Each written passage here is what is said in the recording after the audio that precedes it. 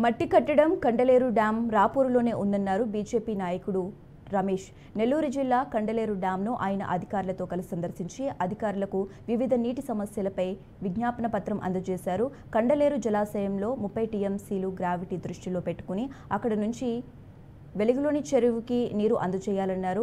ఎత్తైన వెలుగులోని చెరువు నుంచి రాపూర్ చుట్టుపక్కల ఉన్న అన్ని గ్రామాలకు గ్రావిటీ ద్వారా సాగునీరు అందే పరిస్థితి ఉంది. ఇలా చేస్తే మెట్ట ప్రాంతమైన రాపూరు మండలం సస్యశ్యామలం అవుతుందని పేర్కొన్నారు. అధికారులు ఆ దిశగా ఆలోచనలు చేసి ప్రణాళికలు రూపొందించాలని ఆయన కోరారు. డ్యామ్ అంటే ప్రపంచంలోనే శ్రేష్టమైన మట్టి కట్టడం ఉన్న డ్యాము మన రాపూర్ మండలంలోనే ఉంది.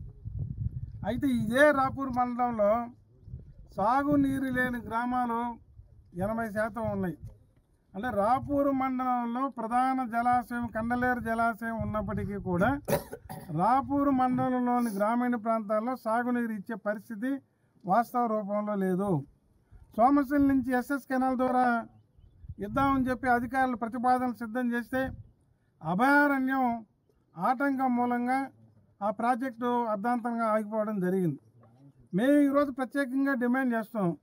కండలేరు జలాశయంలో 30 టీఎంసీల గ్రావిటీని దృష్టిలో పెట్టుకొని అక్కడి నుంచి వెలుగోను చెరువుకి నీళ్ళు అందించినట్టయితే ఆ ఎత్తైన వెలుగోను చెరువు నుంచి రాపూర్ చెరువు కానీ చుట్టుపక్కల ఉన్న అన్ని గ్రామాలకు కానీ గ్రావిటీ ద్వారా సాగునీరు అందే పరిస్థితి ఉంది.